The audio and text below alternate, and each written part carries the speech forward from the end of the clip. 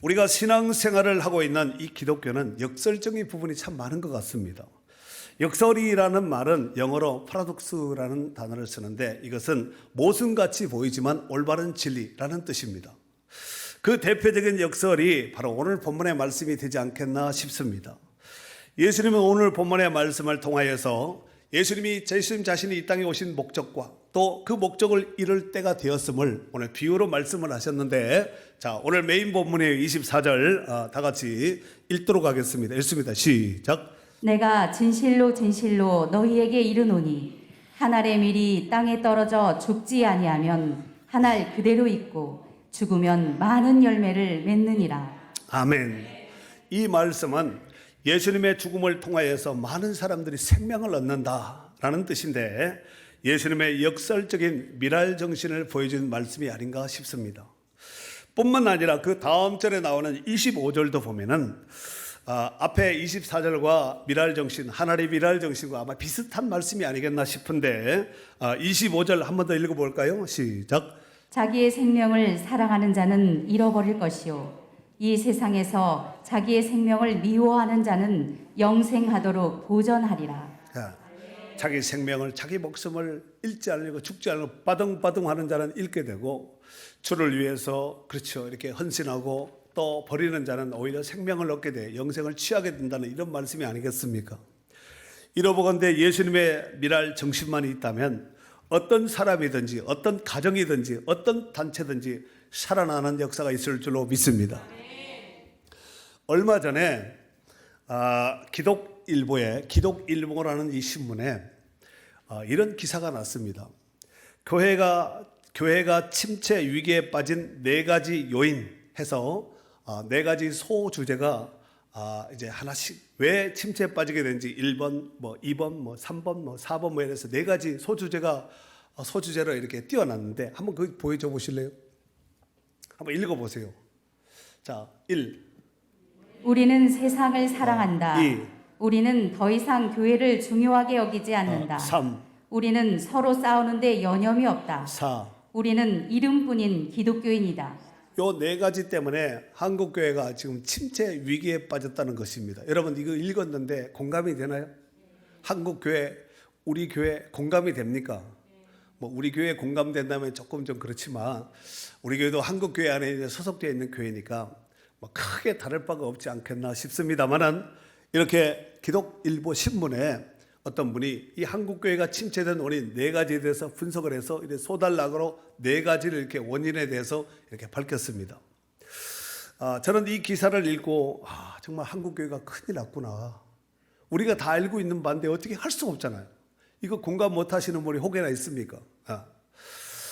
또 다른 생각으로는 정말로 이것이 사실이라면은 이 기사 내용과 반대로 살면 되겠구나. 기사 이 기사가 쫙쫙쫙 4가지가 있는데 이 기사 내용과 반대로 살면은 살겠구나, 이런 생각을 했습니다.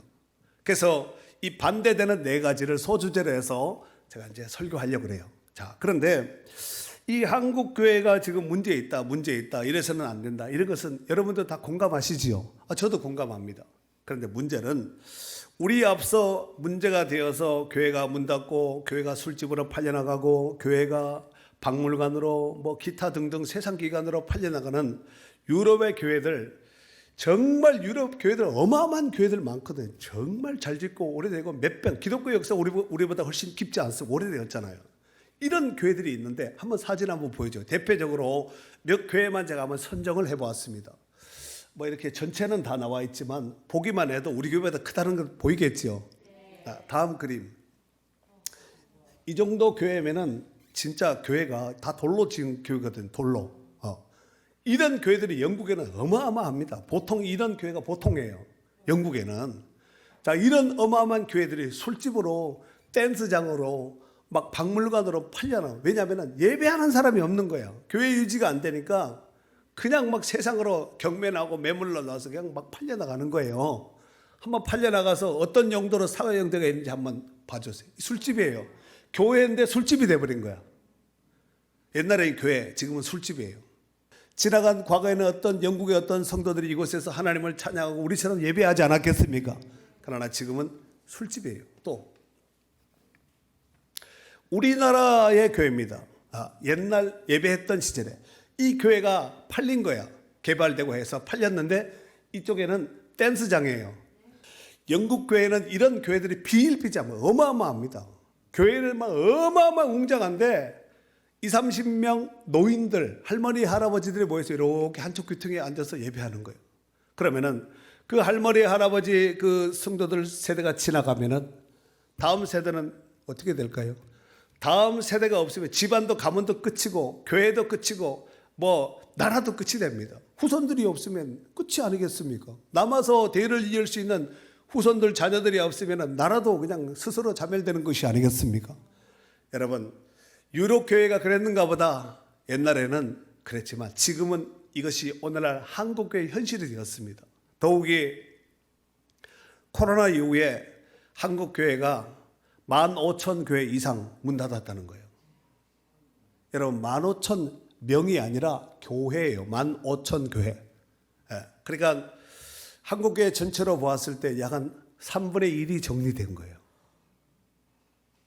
그렇다면 그 정리된 교회 가운데 이와 같은 비슷한 사례들이 없었겠습니까? 얼마든지 드러나지 않아서 그렇지 이단으로 넘어가고 내지는 뭐 이렇게 세상 무도장이나 술집이나 이런 데 넘어간 교회 건물들이 아마 우리가 알지 못해서 그렇지 굉장히 많으리라 생각됩니다. 여러분, 이것이 어떤 교회가 그랬는가 보다 이렇게 생각할 것이 아니라 우리 교회도 여러분들이 예배하지 않고 여러분들이 자리 지키지 않고 기도하지 않고 여러분이 전도하지 않고 이러면 우리 교회도 그렇게 될 가능성이 얼마든지 있을 수가 있습니다. 그러니까 정신을 차려야 된다는 말씀이에요. 자, 그렇다면 아까 이 네 가지, 우리는 세상을 사랑한다. 우리는 더 이상 교회를 중요하게 여기지 않는다. 세 번째, 우리는 서로 싸우는 데 여념이 없다. 네 번째, 우리는 이름뿐인 기독교인이다. 이 네 가지를 반대로 살면 됩니다. 자, 첫 번째, 우리는 세상을 사랑한다를 어떻게 해야 돼요? 우리는 주님만 사랑한다로 바뀌면 살게 되는 줄 믿습니다. 요한일서 2장 15절 말씀에 보면은 세상이나 세상에 있는 것들을 사랑하지 말라. 누구든지 세상을 사랑하면 아버지의 사랑이 그 안에 있지 아니하니 그랬습니다. 세상이나 세상에 있는 것들을 사랑하지 말라는 거예요. 아까 첫 번째 뭐라고 했어요? 우리는 세상을 사랑한다. 이게 안 믿는 사람을 얘기하는 것이 아니라 성도 교회에 있는 우리 소속되어 있는 교회들이 지금 성도들이 지금 발언한 거예요. 그렇게 통계가 나온 것입니다. 우리는 세상을 사랑한다. 성경에 보면은 세상을 사랑하여 주의 종인 사도 바울 곁을 떠났던 사람들이 들어 나오는데 디모데후서 4장 10절 말씀에 보면은 데마는 이 세상을 사랑하여 나를 버리고 데살로니가로 갔고 그레스게는 갈라디아로 디도는 달마디아로 갔고 이 성경에 나옵니다. 데마는 이 세상을 사랑하여 나를 버리고 데살로니가로 갔다는 거예요. 사도 바울이 이 편지를 썼을 때 얼마나 마음이 아팠을까. 제가 설교 준비하면서 그 마음을 한번 느껴보았습니다. 그들이 사도 바울을 떠나서 세상으로 간 결정적인 이유는 뭐냐면은 단순히 바울을 떠난 것이 아니라 세상을 사랑하였기 때문에 바울을 떠난 것입니다. 물론 세상이 주는 즐거움도 있습니다. 세상 재미없으면 세상으로 왜 가겠어요? 교회 가만히 있지. 하지만 세상이 주는 이 잠깐의 쾌락적인 이 순간적인 즐거움은 우리 주님이 주신 즐거움과 비교할 수 없다는 거예요. 그래서 진짜 성도는 주님이 주신 기쁨으로 또 즐거움으로 사는 자가 진짜 오리지널 크리스찬인 줄로 믿습니다. 갈라디아서 5장 24절 말씀에 보면은 그리스도 예수의 사람들은, 여러분 그리스도 예수의 사람들입니까? 그리스도 예수의 사람들은 육체와 함께 그 정욕과 탐심을 십자가에 못 박았느니라 그랬어요. 여러분 십자가에 못 박았다는 이 말이 뭘까요? 죽었다는 얘기예요. 로마서 12장 2절에 보면은 너희는 이 세대를 본받지 말고, 너희는 이 세대를 뭐 하지 말고 본받지도 말고 오직 마음을 새롭게 함으로 변화를 받아 하나님의 선하시고 기뻐하시고 온전하신 뜻이 무엇인가 분별하도록 하라 그랬습니다. 이 세상을 본받은 성도가 세상을 바라봤다. 롯의 처와 같이 망할 수밖에 없습니다. 그러니까 우리가 더 이상 세상을 바라보지 말고 우리가 옛날에 예수 믿기 전에 세상 재미 다 봤잖아요. 그러니까 이제 왔으니까 더 이상 로세처럼 뒤를 돌아보지 말고 나 주님만 따라가리 이런 역사 있기를 바랍니다.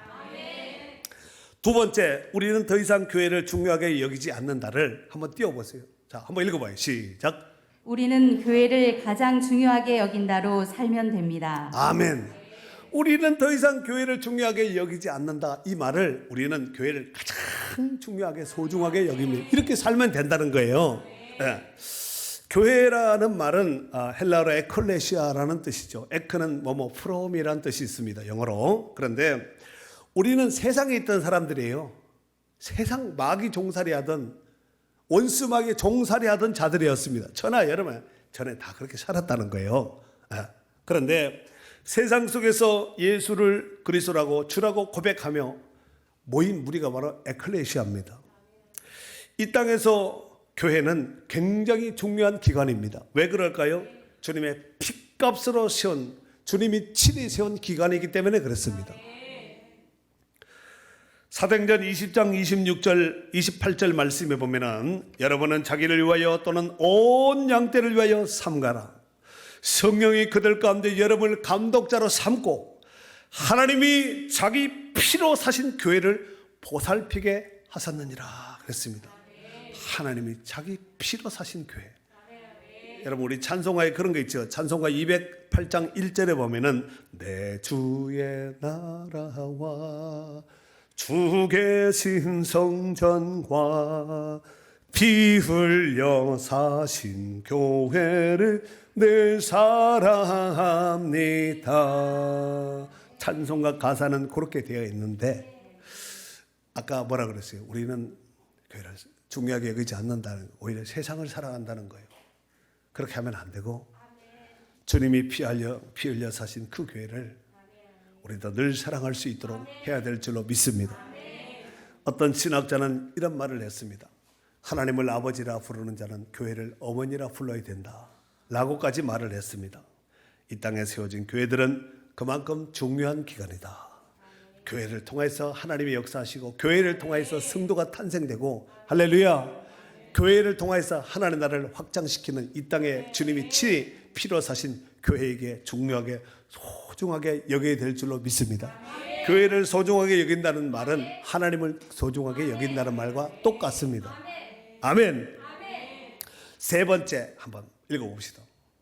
읽어봐. 시작. 우리는 서로 싸우는데 여념이 없다를 우리는 서로 싸우지 않고 오히려 서로 간에 사랑하는 평화교회가 되면 됩니다. 아멘. 싸우는데 여념이 없으면 집구석이 되겠습니까? 회사가 되겠어요? 교회가 되겠습니까? 여러분 싸우는 데는 구경은 좋지만 직접 싸워봐요. 피곤합니다. 그렇지 않겠습니까? 싸워보신 분들은 끄떡끄떡 하시네. 네. 교회 안에 서로 간에 다투는 일이 없어야 되겠지요. 하지만 교회도 사람들이 모이는 집단이다 보니 서로 간에 시기 질투하고 다투는 사례도 발생될 수가 있습니다. 중요한 것은 설령 싸움과 시기와 분쟁이 일어났다 할지라도 교회 안에서 끝내야 됩니다. 교회 안에서 혹시 성도들 간에 혹시 분쟁이나 문제가 있을 수가 있다니까요. 없으면 좋겠지만 혹여나 분쟁과 어떤 문제가 발생된다면 교회 안에서 끝내라는 거예요. 그리고 해가 지기 전에 끝내면 더 좋습니다. 문제는 세상 법정까지 가서 내가 민사소송해서 내 집 팔고 내 땅 팔고 소송 걸어서 내가 악착같이 해서 끝을 보자 이런 사람들이 있죠. 그렇게 하면 안 돼요. 아시겠죠? 크게 아멘 하세요. 우리 교회는 이제 앞으로 혹시 지금 문제가 있다는 얘기가 아니라 혹시 어떤 성도 간에 불편한 일이 있으면은 서로 간에 이렇게 해서 끝내야 돼요. 막 집안 싸움 막 그냥 막 이렇게 되면 세상 법정기관에 가서 막 옳고 그름을 따르는 시시비비를 가리는 이런 문제가 발생되면 안 된다는 말씀입니다. 문제는 예수님의 제자들 중에서도 예수님 앞에 다퉜던 이런 사례가 있습니다. 누가복음 22장 24절 말씀에 보면은 또 그들 사이에 그중 누가 크냐 하는 다툼이 난지라 그랬어요. 제자들 사이에서 네가 더 높다. 내가 더 높다. 네가 더 높다. 내가 서로 자기가 높다는 거예요. 서로 예수님의 사랑을 독차지하려고 서로 싸우는 거예요. 이 싸움은 어떻게 본다면 선하게 보면 참 좋은 것인데 이게 예수님 앞에서 싸우는 거예요. 여러분 예수님 앞에 싸우면 돼요, 안 돼요? 제자들이 싸웠다니까요. 누가 크냐, 네가 크냐, 내가 크냐고 서로 싸운 거예요. 뿐만 아니라 여러분 우리가 사도행전에 보면은 사도 바울의 1차, 2차, 3차 선교 여행이 나오는 이런 기사가 나오지 않습니까? 그런데 예루살렘 교회에서 핍박이 일어났을 때 이 예루살렘 교회 성도들이 막 사방으로 다 동서남북으로 다 흩어져 버렸습니다. 그런데 이방 땅에 세워진 교회 가운데 안디옥 교회, 이 수리아 지역에 세운 이 안디옥 교회가 엄청나게 풍부합니다. 그래서 그곳에서 이제 첫 번째 선교사를 파송합니다. 누구를 보내냐면 바울과 바나바를 보냅니다. 이 파치들을 보내죠. 바울과 바나바를 보내는데 문제는 그렇게 절친이 없고 1차 선교 여행 때 함께 동고동락하면서 생명을 걸고 이방인 전도를 위해서 사역에서 길 떠났던 선교 여행을 했던 바나바와 바울이 사도행전 15장 2절에 보면은 바울 및 바나바와 그들 사이에 적지 아니한 다툼과 변론이 일어난지라 그랬어요. 바울과 바나바가 싸웠다는 얘기예요. 여러분 적지 아니한 다툼과 변론이 일어난지라 이 말이 무슨 얘기예요? 큰 싸움이 났다는 거예요. 큰 소리가 났다는 얘기가 아니겠습니까? 아니 사도 바울도 싸운 적이 있다니까요. 바나바도 바울과 다툰 적이 있다니까요. 그러니까 아이고 우리는 절대 다투지 말자고 이렇게 다짐을 하지만 살다 보면은 말도 이렇게 말다툼을 할 수 있고 불편한 이런 언사가 오갈 수가 있거든요. 그러나 빨리 푸는 것이 서로를 위해서 좋습니다. 야고보서 3장 16절에 보면은 시기와 다툼이 있는 곳에는 혼란과 모든 악한 일이 있음이라 그랬습니다. 시기와 다툼이 있다. 그곳에는 혼란과 무질서, 모든 악한 일이 거기에 있다는 거예요. 그러니까 시기하고 다투지 말라는 얘기예요. 디모데후서 2장 14절 말씀에 보면은 너는 그들로 이 일을 기억하게 하여 말다툼을 하지 말라고 하나님 앞에서 엄히 명하라. 이는 유익이 하나도 없고 도리어 듣는 자들을 망하게 함이라 그랬습니다. 옆에 자기야 실족하든 얻어 터지든 옆에 있는 사람들 실족시키면 안 되잖아. 그 다음에 네 번째, 이름뿐인 기독교인이다를 이름뿐 아니라 본이 되는 기독교인이다라는 말을 들으면 됩니다. 아멘. 여러분 중에서 유명무실이란 말 아시죠? 국어사전적인 의미로는 이름만 있고 실속이 없다. 국어사전은 이렇게 해석을 해놓고 있습니다. 그러니까 겉보기에는 번지름하고 그럴듯한데 속은 그렇지 않다는 뜻을 말하는 것이 아니겠습니까? 유명무실. 마태복음 7장 21절에 보면은 예수님께서 이런 말씀을 하셨습니다. 나더러 주여 주여 하는 자마다 다 천국에 들어갈 것이 아니에요. 다만 하늘에 계신 내 아버지의 뜻대로 행하는 자라야 들어가리라 그랬습니다. 입으로만 주여 주여 한다고 천국 다 들어가는 것이 아니라는 거예요. 다 들어가지 않는다는 말이 무슨 얘기예요? 입으로 주여 주여 한 사람 중에서 진실한 사람은 들어가지만 입에 주여만 있는 사람은 삶의 주여가 없는 사람들은 못 들어간다는 얘기가 아니겠습니까? 그렇다면 저와 여러분의 신앙 생활의 상태는 어떤 것 같습니까? 나는 과연 어떤가? 혹여나 유명무실한 입에 주여만 있는 이런 상태는 아닌가? 한번 점검할 필요가 있지 않겠습니까? 어떻습니까? 만약 그렇다면 오늘 말씀을 듣고 바꾸면 되는 거예요. 유명무실을 유명유실로 바꾸면 되는 것이 아니겠습니까? 아멘. 사랑하는 성도 여러분, 오늘 예수님께서 하나님의 밀이 땅에 떨어져 죽지 않으면 하나 그대로 있다 그랬습니다. 죽으면 많은 열매를 맺는다 그랬습니다. 결국 내가 하나님의 밀알이 된다면, 다시 말해서 죽으면 많은 열매를 맺을 수 있다는 말씀이 아니겠습니까? 이는 예수님의 밀알 정신이 결국 다 사는 거예요. 내가 죽으면 다 사는 거예요. 내가 엎드리고 내가 하나님 앞에 엎드리고 내가 사람들 앞에 잘못한 거 구하면 살릴 수 있거든요. 살릴 수 있다면 살려야 되지. 원수 맺고 계속해서 이렇게 가면은 서로가 스트레스 받고 평생 그 자녀들의 대를 위해서 그 고통이 내려가지 않겠습니까? 끊어내야 되거든요. 끊어내야 됩니다. 앞으로 안 그러면 되잖아요. 옛날에 몰랐을 때는 다 그렇게 사는 거예요. 세상 방법으로 살고 그렇게 사는 것이 최고의 선인 줄 알고 그렇게 사는 것이 아니겠습니까? 그런데 이제 깨닫고 하나님 앞에 돌아온 사람은 그렇게 사면 안 되잖아요. 고린도전서 15장 31절 말씀에 보면은 사도 바울이 이런 고백을 합니다. 나는 날마다 죽노라 그랬어요. 또 갈라디아서 2장 20절 한번 읽어줘 보실래요? 내가 그리스도와 함께 십자가에 못 박혔나니 그런즉 이제는 내가 사는 것이 아니요 오직 내 안에 그리스도께서 사시는 것이라. 이제 내가 육체 가운데 사는 것은 나를 사랑하사 나를 위하여 자기 자신을 버리신 하나님의 아들을 믿는 믿음 안에서 사는 것이라. 아멘.